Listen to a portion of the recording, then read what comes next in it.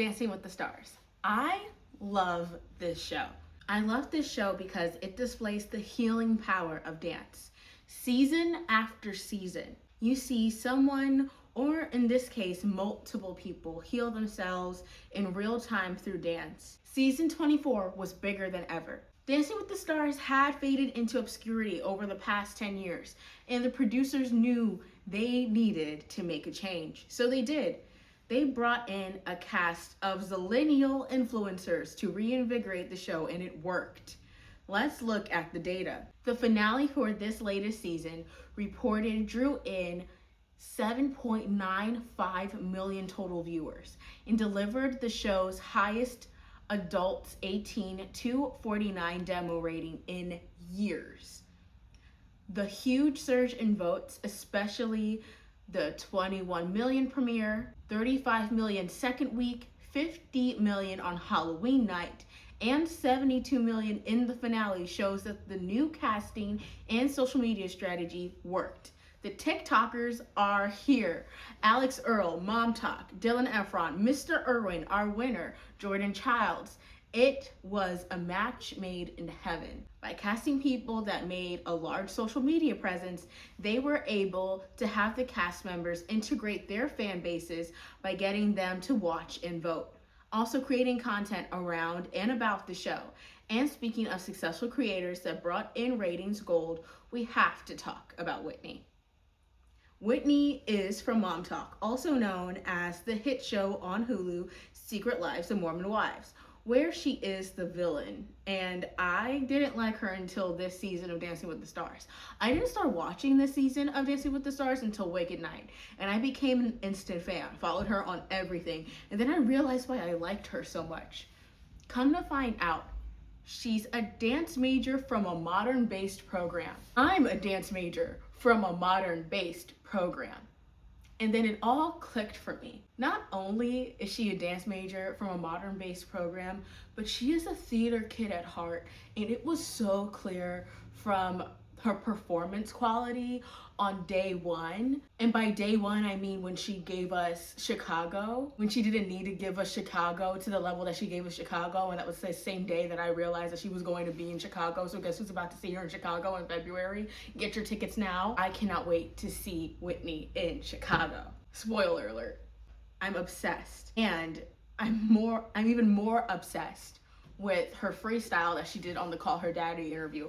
Also revolutionary. The fact that she was still able to do a freestyle dance after being eliminated by teaming up with a podcaster and ABC, that just shows that her dancing was bigger than the program itself. She's just one of those people that's bigger than the program. And I feel like her, another person that comes to mind is Olandria from Love Island. They're bigger than the program. Like, it doesn't matter who tries to take them down. They're going to move beyond and past what people see or think for them.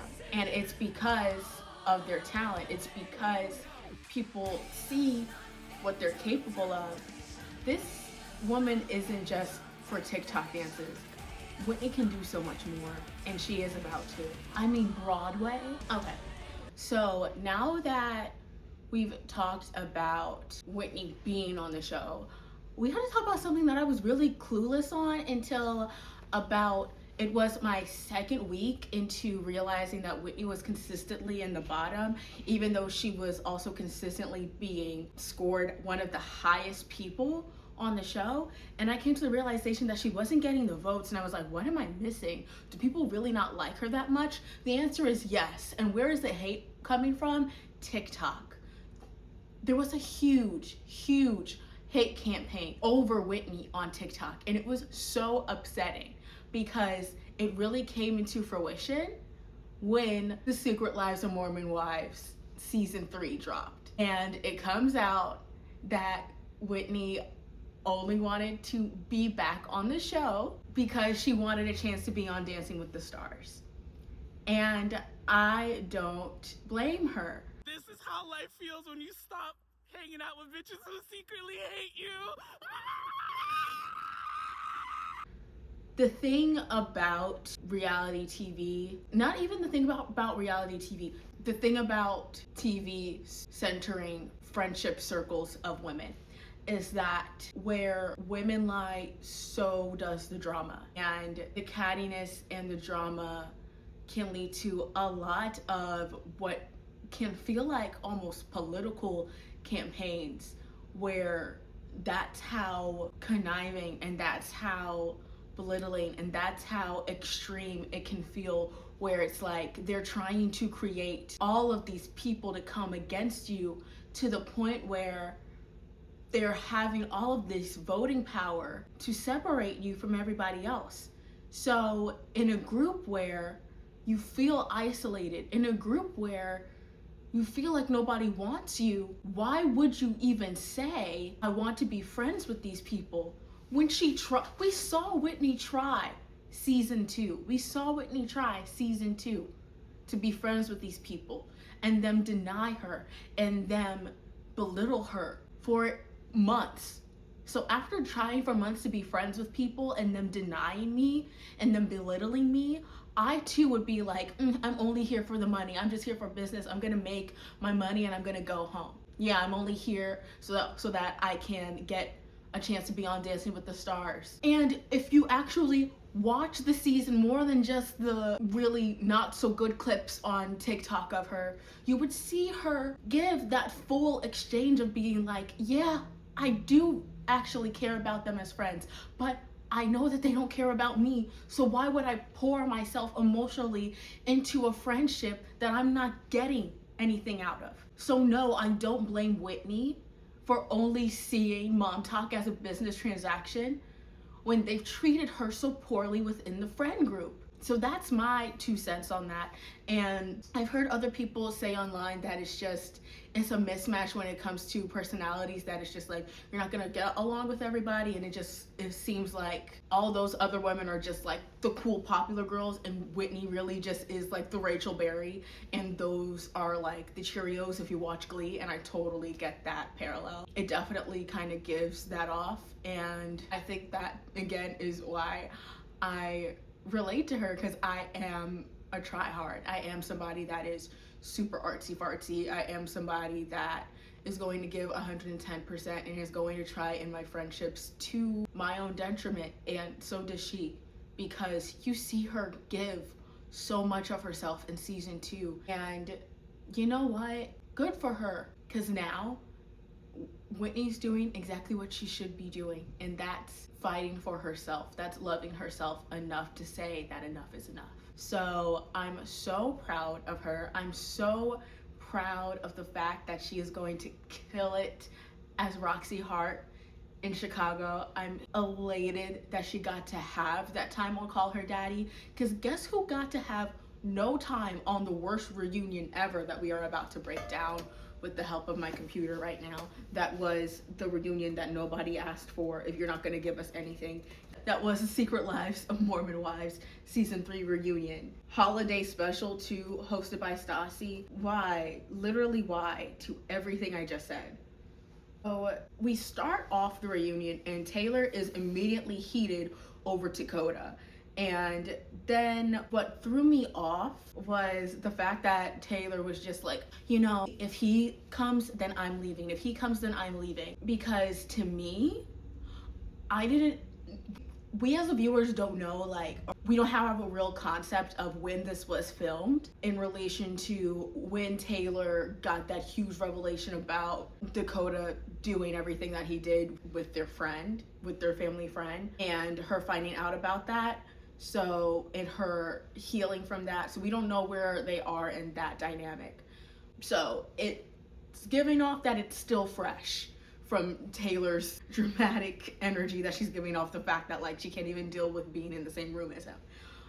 And then next we come off to a clip of while all the women are still getting ready, that's when we see the husbands start coming in, and then they begin, before they go into like the whole setup for the reunion, with a prayer. And they don't pray with their hands touching.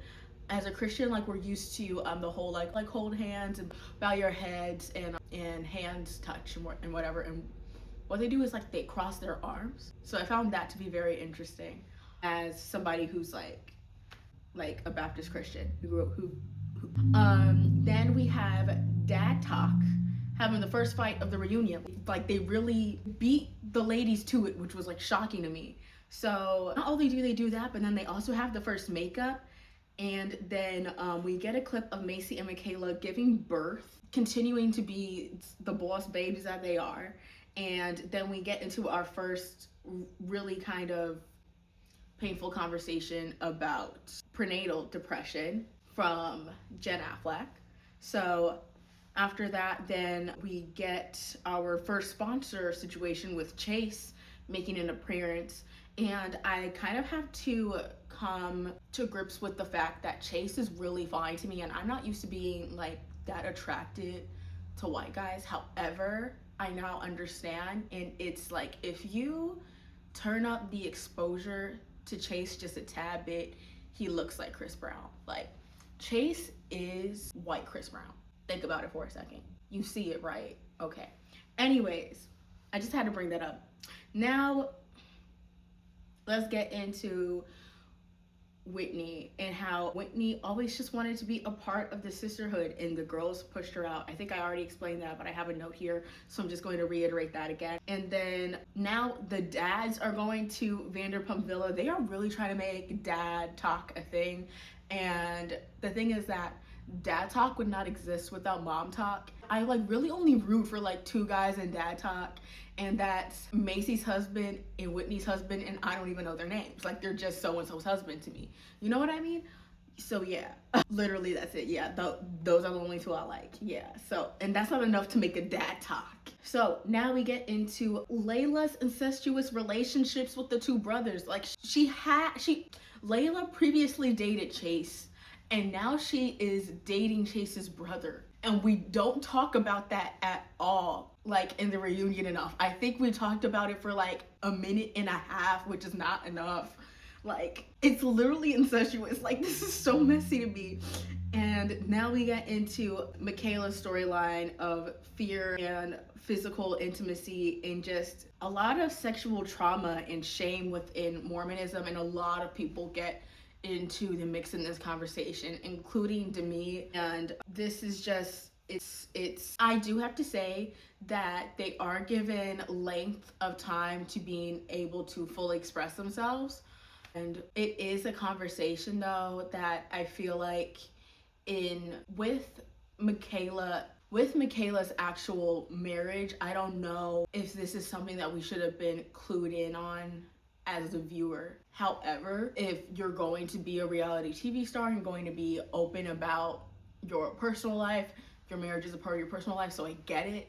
And it is a remarkable thing to be so open about. There are some things online and also just some things about the origin of the relationship that make me feel uncomfy about, like her getting pregnant at 16, like him being 20 or 21 when they got married, and her being 17, like him saying that like he doesn't feel like physically connected to her enough while she's actively pregnant for him.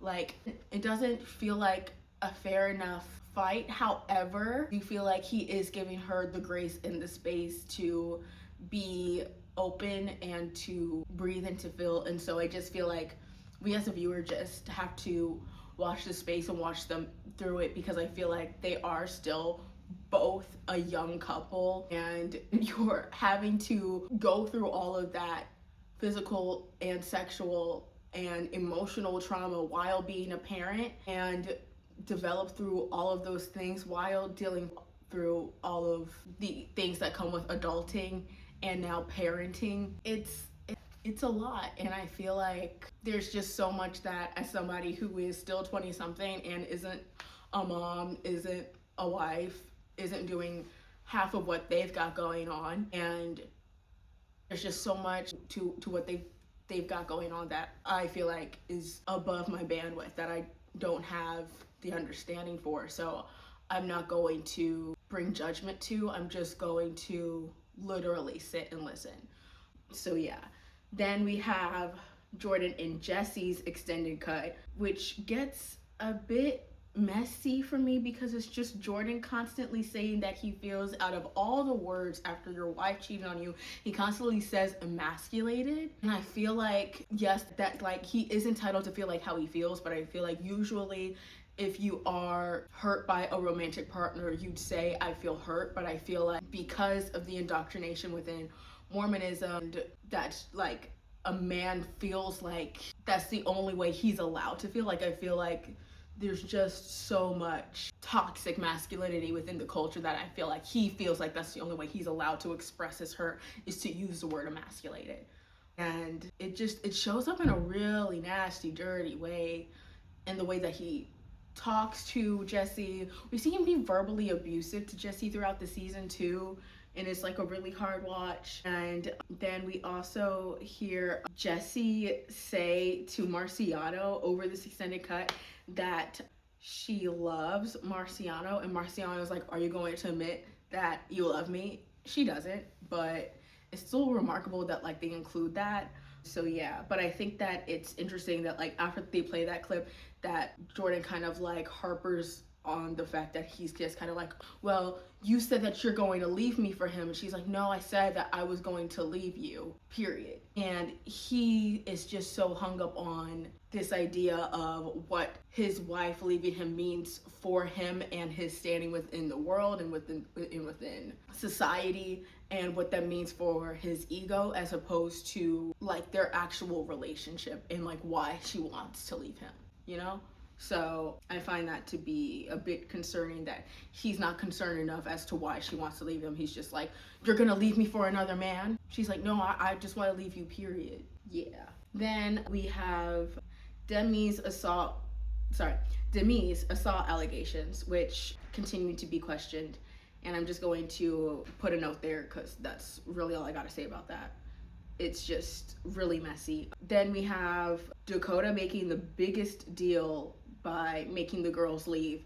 It's so annoying because it's like he's trying to make Secret Lives of Mormon Wives about like the men too much. Like Dad Talk's trying to take over this show, and by Dad Talk is trying to take over this show, I really just mean like Dakota and Jordan are trying to make this show about them so much, and it's like nobody like really cares. You know what I mean? Like, yeah, because I don't know, it just makes me feel icky when I see them on my screen too much. Anyways, let's see. Yeah, I have a note here about like isolation is a powerful pain, and Demi feels isolated and Whitney feels isolated. Yeah, so I'm just going to say that here and just continue to speak on that, because I know that that's how Whitney feels, and I know that's how Demi feels to a certain extent, obviously, because she wants the girls to like be on her side, but it's really hard to like be on her side when she keeps on comparing like her being touched inappropriately to somebody else being raped, to somebody else like dealing with like an abusive relationship, like for like a strenuous period of time that was like physically abusive. It's not the same thing. It's just not the same thing. So yeah, Demi's situation makes me really uncomfortable, and continuing on with the things that have come out since, with her attacking Marciano's deceased father, has been really like disgusting. It's just been really disheartening to see her just like go from the high that she was from season 1 all the way low to how she was on season 2, and just continue to plummet further and further down. It's just really bad to watch. And then we have in the middle of Dakota, on top of just not getting the wardrobe memo, you see all the other guys in the reunion like with suits on, and then Dakota just looks like super casual. And when we see the flashback of when Jordan dropped the bomb about Dakota, we actually see Jesse wearing a shirt that says boys lie, and I didn't realize that the first time I was watching it, but I noticed it in the flashback, so I just wanted to point that out. Taylor barges in. Let's see what he lies about, and then I'll go out there and clear it up. Ladies and gentlemen, And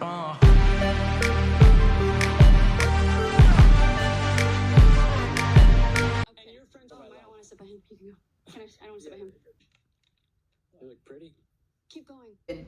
Anyway, even though Dakota was like, all the girls leave, Taylor just barges in, and I love her for that. And then her parents come in and So that's interesting. So then after her parents come in, everybody just comes back onto the stage. Brett apologizes for the white trash comment, which really was uncalled for. So thank God for that. I do have to point out that Leanne's facelift really does look great now that like it's settled in. Taylor's mom, her facelift looks really good.